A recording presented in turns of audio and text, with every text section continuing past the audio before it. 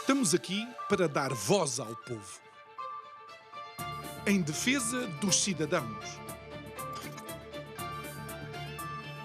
pela dignidade humana. Todos temos deveres, mas também todos temos direitos. Será que existe justiça? Isto é o povo a falar.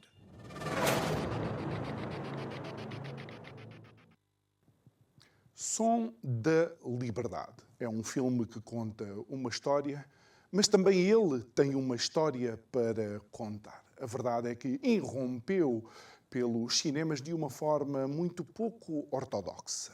Pensado e escrito em 2015, estava preparado em 2018. Ia ser transmitido, aliás, comercializado pela 20th Century Fox Latinoamérica, que entretanto tinha sido comprada pela Disney, que pega no filme e o coloca na gaveta. Entretanto, realizador e produtor voltam a comprar o filme e tentam procurar uma forma de fazer o filme chegar até aos ecrãs de cinema, uma fase inicial nos Estados Unidos. Aí é onde se cruzam com a Angel Studios. E através de um processo de crowdfunding acabam por conseguir o dinheiro necessário para colocar este polémico filme nos ecrãs do cinema. E polémico porquê? Porque acaba por abordar um tema muito pouco confortável. A exploração e tráfico, a exploração sexual e tráfico de crianças. Acabando por contar uma história que é uma história verídica, não só em torno de um agente americano que fazia parte de um departamento da Homeland Security que tratava precisamente desses assuntos, da pedofilia e do tráfico de crianças, mas também porque conta a história de uma família que teve as suas duas crianças raptadas e colocadas precisamente neste circuito, de alguma forma, absolutamente tenebroso do tráfico e exploração sexual de crianças um pouco por todo o mundo. A Curiacos TV teve a oportunidade, tem a oportunidade de entrevistar Alejandro Monteverde, o realizador deste filme. Mas ainda antes vamos assistir a um trailer do Som da Liberdade. It is the fastest growing international crime network that the world has ever seen. It has already passed the illegal arms trade, and soon it's going to pass the drug trade. Because you can sell a bag of cocaine one time to a child 5 to 10 times a day. God's children are not for sale. How long you been doing this? 12 years now. How many pedophiles you got? 288. How many kids you found? Timoteo, tú rescatas niños, ¿verdad? ¿Puedes ayudarme a encontrar a mi hermana? Te lo prometo. For Homeland Security, you know we can't go off rescuing Honduran kids in Colombia. Which means she'll disappear for good. Imagine walking into a room right now, seeing an empty bed. What we do? You quit your job, and you go and rescue those kids. So at this moment, she could be a block down the road, or she could be in Moscow, Bangkok, LA. She's a major operator. It's all rebel territory. No one goes in. Not the army, not the police, not us. What if this was your daughter? There's no Marine unit coming. You're on your own. This job tears you to pieces. And this is my one chance to put those pieces back together. When God tells you what to do, you cannot hesitate.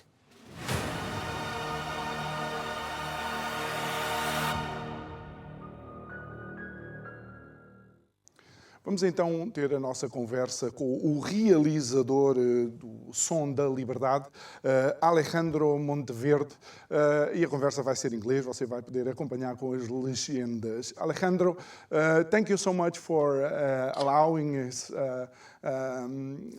this time to have a conversation regarding the movie in itself. I got to tell you that I already saw the movie twice. The first moment when it was the journalist presentation, and then the start of the movie here in Portugal. I want to congratulate you also for the success of this movie.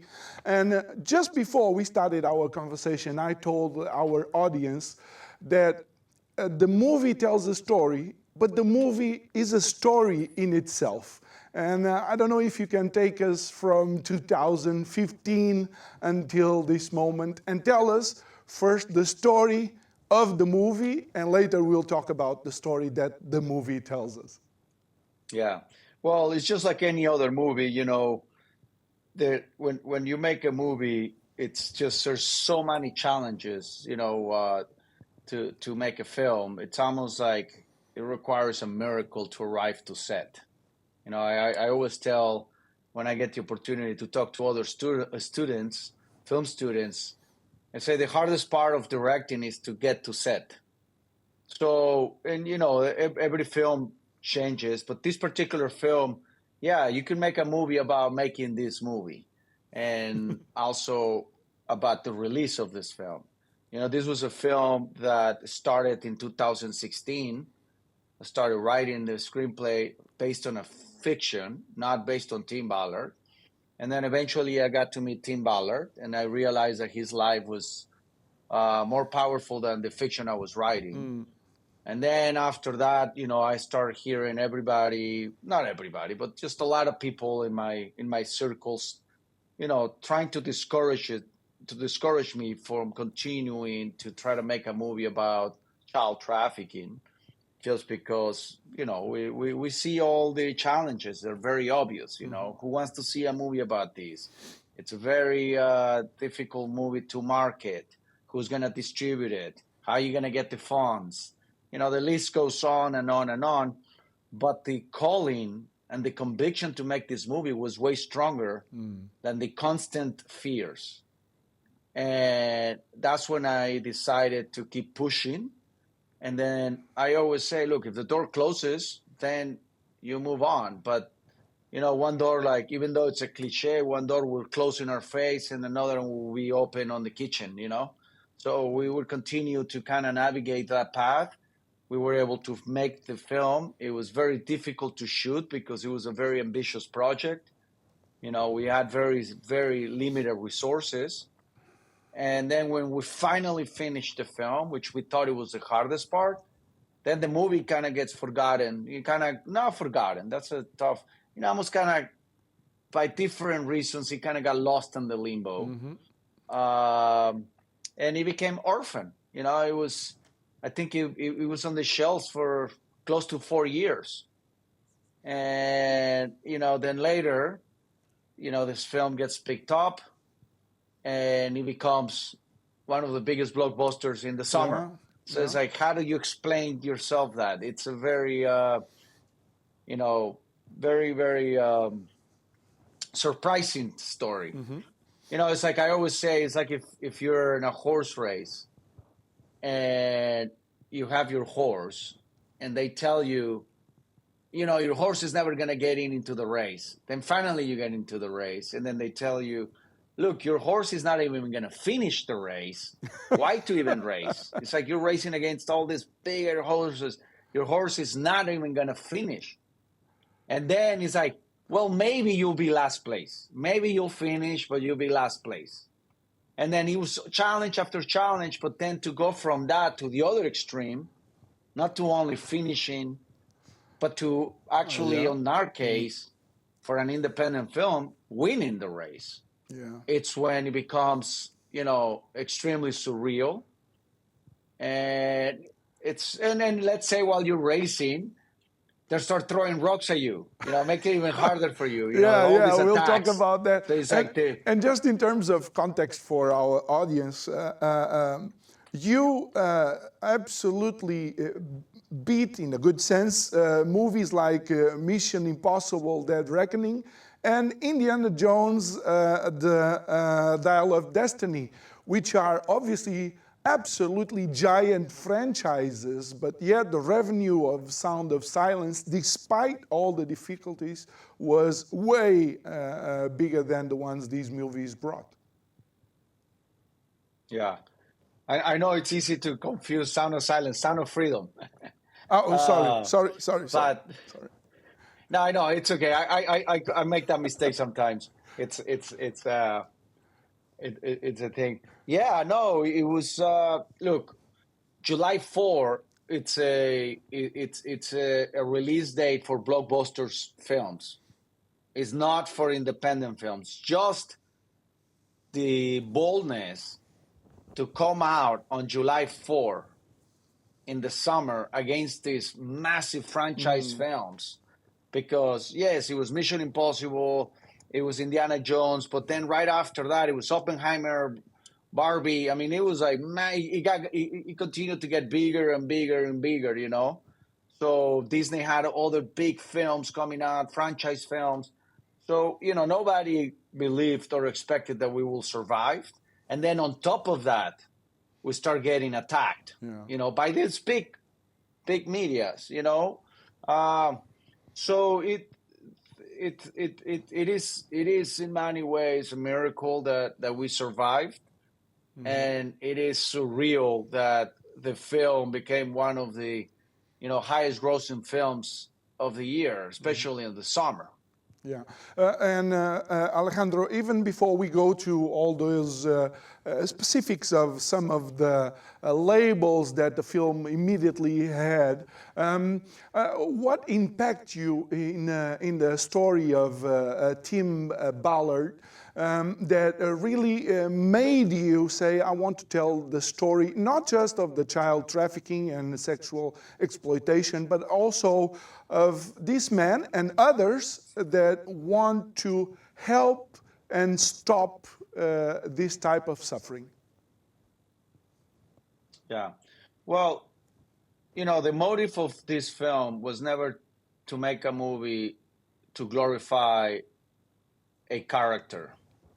The true motive of this film was to create awareness on a subject matter that we've been avoiding as a society.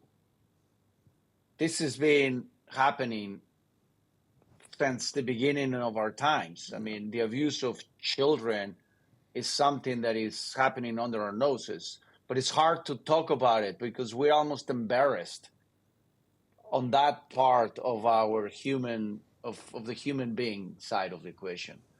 So that was the biggest challenge. It's like, let's make a movie to create a social dialogue about this important issue.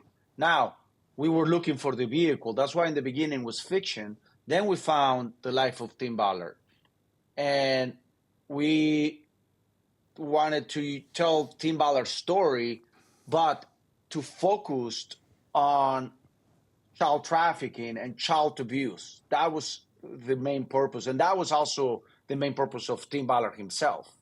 He didn't want the attention to himself. The attention was always, hey, let's tell this story. So when he accepted for us to tell his life story, that was always the main motive. And one of the things that for me at a personal level, admire about Tim is that he saw every child of the world as the children of the world, not necessarily American children. He was called to go rescue children anywhere around the world. And that to me, it's very important because, I don't think children should have nationalities. It's like if we protect the trees and the whales, we don't say, hey, let's protect the whales of, Mexico. You say, let's protect the whales. I think children should be protected by the world. They are, in truth, the future. It's not a cliche. They are the future.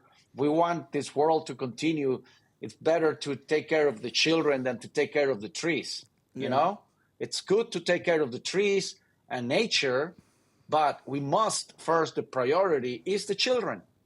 Because if you abuse the children when they grow up, what are they going to do? They're going to cut all the trees and kill all the whales because of this hate that we as a society are guilty of. So we cannot disassociate ourselves and be like, well, those children in Haiti are being abused, but we're not in Haiti. Well, we must, as a collective society, be part of the solution. And this is what we were interested on telling the story and creating awareness and proposing a theme, never to try to give answers. I don't know the answers. I'm not an expert into anything that has to do with child trafficking or child abuse. But all I wanted to do is to make a movie, create awareness. A conversation. Exactly. Alejandro, I am the generation that saw Top Gun coming to the theaters. And when I saw Top Gun, because I like airplanes, there were a couple of maneuvers that I felt that, well, this is never happening. The Tom Cruise busting the tower or the inverted flight. And this is a statement regarding creative liberty. How much of creative liberty did you use on this story, which is based on reality? Because one of the labels that immediately the movie had is that almost everything was fiction. Yeah. I don't know if I ever heard that one, that almost everything was fiction. I took the creative liberty as any other biopic that has ever been made. The minute you take an actor to play a real character, that's fiction. So to say that the whole movie was fiction there's truth to it because everything was fiction. You know, there were actors, cameras, lights. So my goal and the goal of every filmmaker is to try to capture the essence, to fictionalize elements, to explore the truth. And that is the job of every filmmaker when you're making a biopic. Alejandro, sorry, I do understand. But I saw an interview that you gave. I'm not going to mention, but it's a very important platform that the person that was interviewing you immediately questioned, well, I don't know if anyone, a couple of months just before receiving full pension, would actually not want to receive full pension. And you immediately say, no, but that is actually the truth. Oh, yes. So obviously, no. I would say, if you want, I would say at least close to 70% of the film, in terms of the information, it's as accurate as it can be. I took around 30% creative license, and all my creative license was based on something that did happen. I'll give you an idea. You know, did Tim Ballard had a gun into his head, you know, on the island? Not in the island, but when he did another mission in Haiti, he did have a gun into his head. So I was like, well, can I put that over here? It's the same thing. You know, the island happened. They did the rescue. They did rescue 54 kids. All of that is true. Now, you have to kind of take creative licenses of other things and put it. So the essence is, what was the main essence? Has Tim Ballard risked his life to rescue children? The answer is yes. Okay, so let's give our own interpretation of the events. But that's, you know, look, some of my favorite films of all times are biopics. Like, that's what I watch. And, you know, it's like Schindler's List. It's a biopic. It's like, whoa, how much of that, like, if you start going, did they smoke the cigar this way? Amadeus, The Life of Mozart.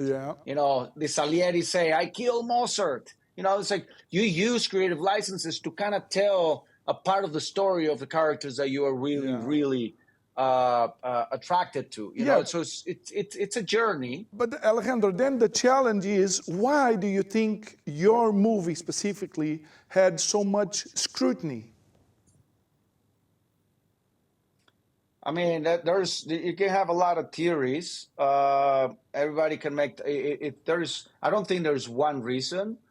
I think there's a lot of reasons. I think it has to do with, some people in the film being very vocal about their political views, and that in itself it's like this. I always say this. It's like if you are making a car, and the designer that is making a car is just being very careful how he makes the car. But the guy that is doing the tires, he's very vocal about any political view or anything, what he believes. And he goes, and then all of a sudden, people may just want to label the entire car because of one person in the car that had the right, because, by the way, we all have the right to express freedom of speech, to express our own opinions.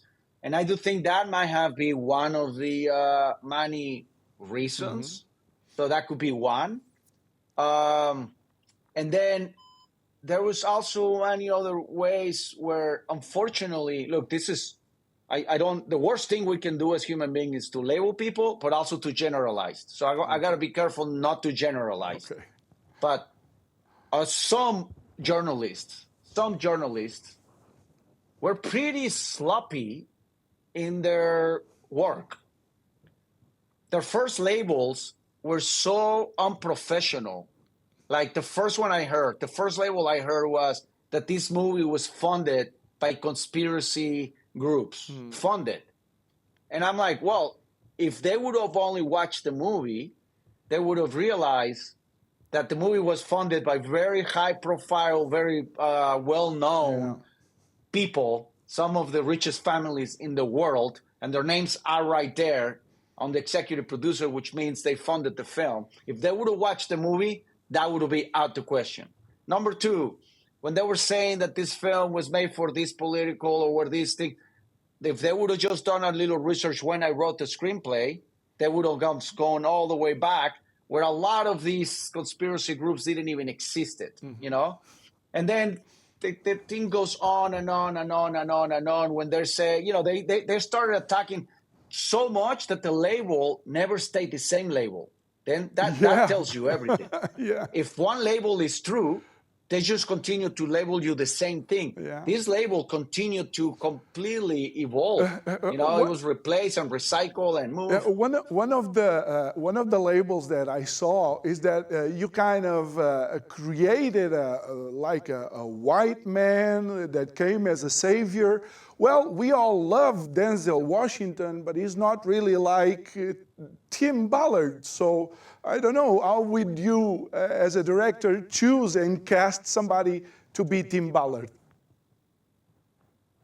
Yeah, I mean, the main thing is, exactly, it's like you make a biopic. If I was making a biopic about Mike Tyson, then I will pick an African-American to play Mike Tyson. I'm making a biopic about Tim Ballard. Obviously, I had to pick somebody that matched the profile of Tim Ballard, So if I'm making a movie like about Pancho Villa, obviously I am going to look somebody that is Mexican for descendant. So it was almost like they run out of labels, and it's like, okay, what's the next one? Well, let's go with the white savior label. Okay, let's go with that one.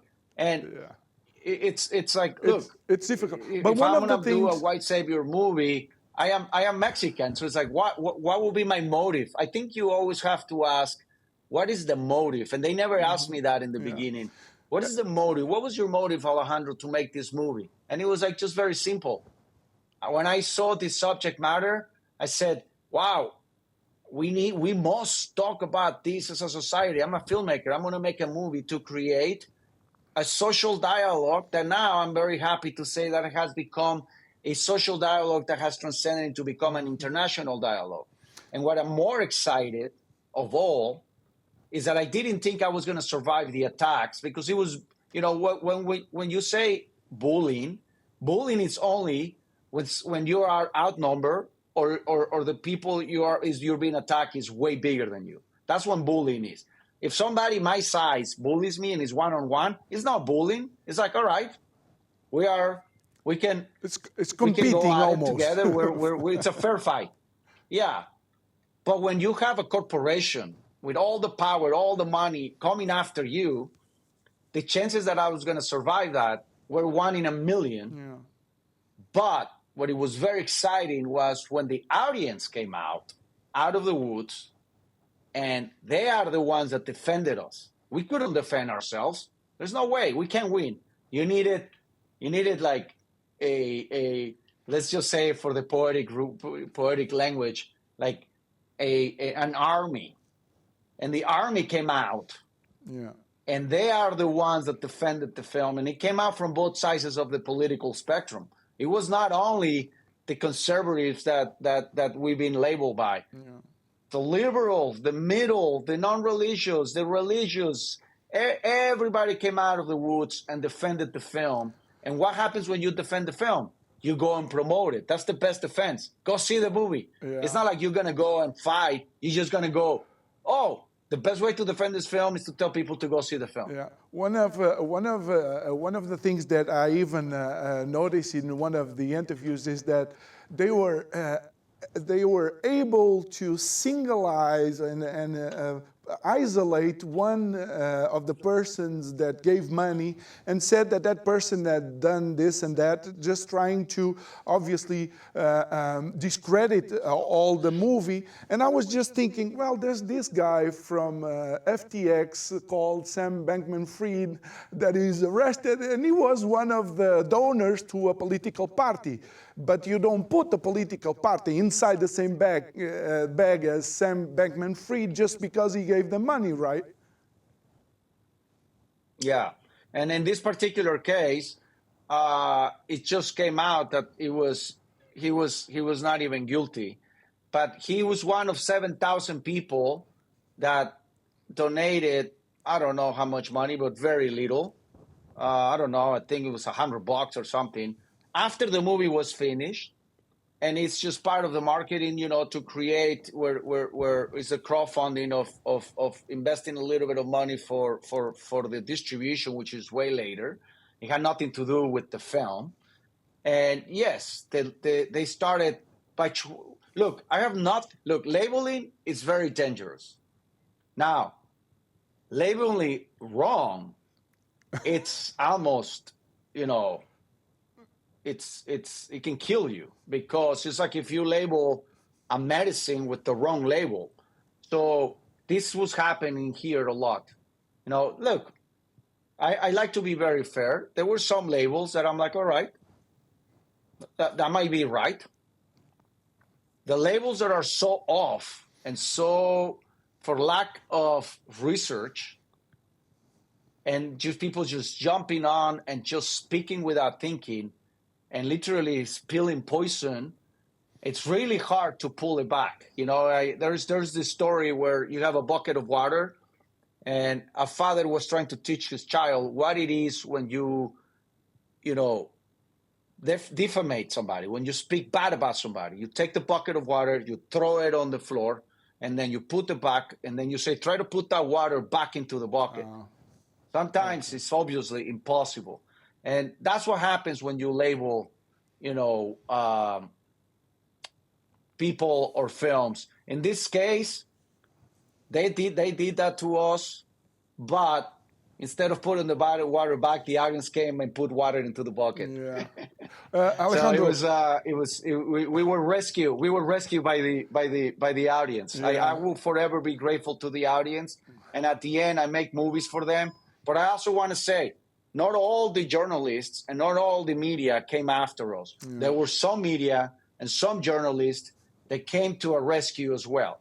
So, again, I don't want to fall into what I'm criticizing and be part of it. So there were few that attacked. Well, not few. There were a lot that attacking us, and there were few that came out into our defense. But another thing that it's important for us maybe to talk about is the importance when you cross paths with Angel Studios, and obviously this completely new way of engaging the public. How was it? Well, for me in the beginning was very surprising. I didn't know how I felt about it in the beginning. But at the end, the results I really liked. Because at the end, we make movies for people to watch, And yes, they think outside the box. I admire them. I respect them. I look forward to continue to work with them. And they like to think of ways, because they know we're competing with films that have $100, sometimes $200 million for marketing and advertisement. And we have a movie with very limited resources. How do we compete? So we can't compete, obviously, with money. We must compete with other ways to how to, create this word of mouth. Because at the end, our marketing, our billboards are the audience. We call them walking billboards. So it's like, okay, you watch a movie, they come out, and if they watch it, then they will go, once they connect with the film. It's very important that the audience connects with the film. And that's one part that also we were attacked. And for me, is this: if you don't connect with the film, you're not going to go and promote it. Yeah. So audiences connected with the film. Yeah, it was, and that is proven, it's opinion versus facts. Look, some of the facts is you connect with the film, you go some and say promote that the the numbers don't lie, right? And one of the things that for me was amazing now regarding the film in itself was you felt the need to put some real footage in the beginning of children being kidnapped, and then at the end, not just images of Tim Ballard. You put images of the raid in the island, and let me tell you the image that impacted me the most, although the story of the children is obviously important. When I saw that Carne was not just a character, it was a real person, as evil as you depicted it. Yeah, and it goes even deeper than that. I always say this movie is only the tip of the iceberg. I didn't want to go deeper. I mean, I when my research, there was things that I was like, I can't go there. It gets darker. This movie, one of the attacks that is true is like, oh, this movie is like sugarcoating the problem. Yes, it is. It's sugarcoating the problem 100%. And impacts. I sugarcoated the problem. It's way worse. So yes, some of those attacks, I'm like, you know what? That's true. It is sugarcoating the problem. I wish this was look. If the whole thing of that this is a conspiracy, this is not happening. To me, that would be a celebration. I actually want this to be a conspiracy, and it's not happening, and that would be great news. No. I don't want to defend something just to be true. So, yes, it's. That's why you felt really the need to the put the real footage. That's why you felt the need to put the real footage. This is the reason. Yeah, the real footage was not in the screenplay. That was an exploration that we were doing when we were editing the film. Okay. Because when I was writing the screenplay, many times I had to stop myself and question, is this really happening? I myself was also part of the problem because I didn't believe this was happening. It was like, really, why would adults want to abuse children? Like, it's like if somebody tells me 4 + 4 is 2,400. It's like, it doesn't match. The math is like math. It's just not living up to its answer. So I say, if I myself, that I was already almost 2 years diving into the subject matter, it was hard for me to believe it. That's when I said to the editors, like, what happens if we I literally just went online and I just put children being kidnapped, captured by security cameras. And then we found hundreds. Now, I could only use those ones because the other ones I couldn't get the license. There were some others that were even more terrifying. Especially, I couldn't use a lot of the ones in the U.S. because of the laws. But there's a lot here in the U.S. that you just see. I mean, in America, the most, secure, one of the most safest countries in the world. And I couldn't use those videos, but that was the main reason. I was like, let's put those videos in the beginning of the film so people understand this is real, I also invite people to go into their own countries, because I did a tour all around the world. And I said, look, you can Google and find out how many children go missing a year in your country. How many children go missing a year in your whole, like, let's say, in Europe, if you don't want to just keep it to one country because, some countries in Europe are too small. I said, well, just look it up. How many children go missing in all Europe? I know how many children go missing in the U.S., which is the safest country, one of the safest countries in the world. You can Google it in two very good websites. One is the FBI website, and the other one is the Homeland Security website. The numbers are right there. And they divide them into runaway children, children that are kidnapped, children, you can just see those numbers. And those numbers are terrifying. Now imagine those numbers in countries like my country, like Mexico. Yeah. So and one of the things that impacted me also was that the action starts in Tegucigalpa, which is the capital of Honduras. And I know I have a lot of friends from Honduras, and I used to talk to them, and I talk to them often. And one of the things that surprised me, and they say, John, in Honduras, you can actually kill somebody with $10. You give $10 to somebody from the gangs or the maras, and they kill a person. So do you think societies like in Europe and the United States are not really understanding how those countries work? You know what? That's a good point, because when we were looking at the numbers on the box office, a big part of the audience that came to support the film were the Hispanics in America. Wow. And that's what I thought, what you just said. I say, you know what? Hispanics know this is happening because we live it in our countries. Yeah. So they did never question if this was conspiracy or not. They all know somebody that have gone through some kind of this level of violence. So they were more, familiarized with this.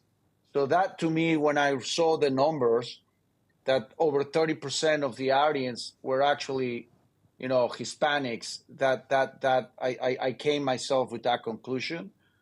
But also I was very surprised. There was a large, I think 20-something% or 26%, I don't remember the percentage, were also, from one side of the party, and the other 27% was the other side of the political party. So that means that the film broke all the spectrum politically. Everybody came and supported the film in one way, shape, or form, because human trafficking does not belong to one particular party. Yeah. That's a problem that belongs to human beings. Yeah. It doesn't matter where you're from, what political party you belong. It is a problem that belongs to us collectively, and we must solve it collectively. This is not a problem that is going to get fixed by one country or one political party. This is a problem that is going to get fixed when we all together come together collectively and start. Number one step is talk about it. That's it. Yeah. If this film, which I think it did, if we created a conversation, that's enough. For me, I already moved on. I'm not an expert of this. I don't think I will do another movie on this subject matter. For me, it's all I wanted is kind of like just, throw the first pebble. And I already made 2 other movies. I finished another movie that is called March 8th, and I'm starting another movie right now.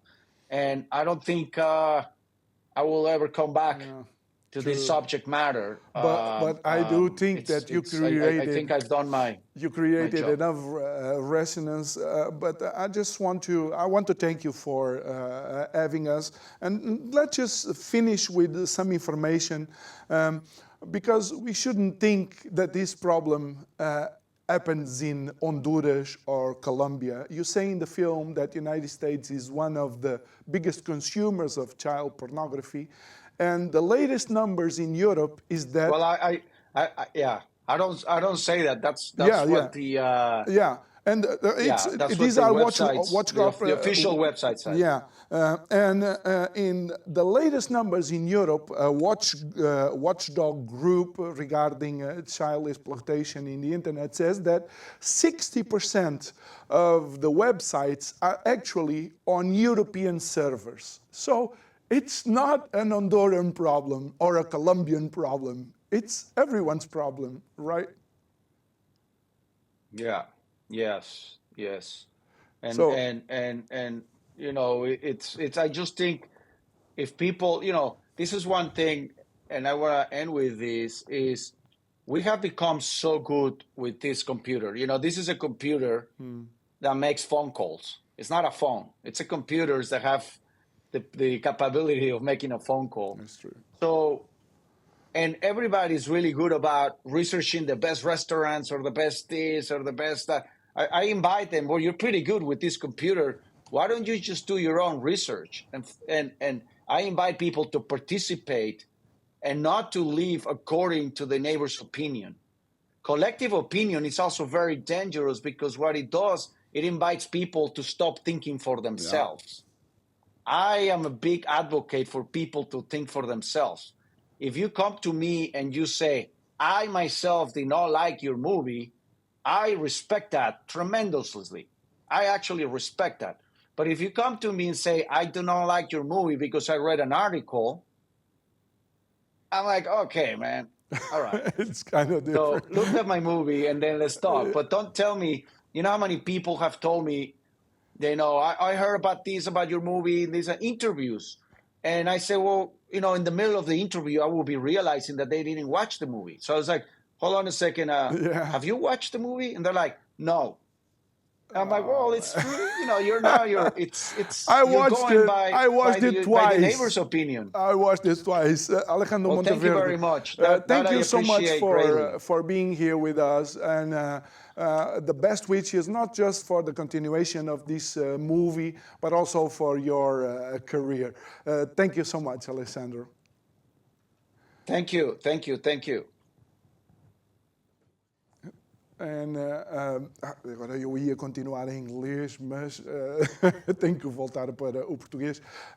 Mais uma vez fica aqui o desafio para que nesta época ainda festiva consiga dar um salto até ao cinema e ver este som da liberdade. E daí, tal como nos disse o Alejandro Monteverde, realizador do filme, utilizar a sua própria capacidade analítica e entender que se isto é um problema ou não e se você pode ou não fazer alguma diferença. Despeço-me e agradeço. Com o resto, uma boa noite.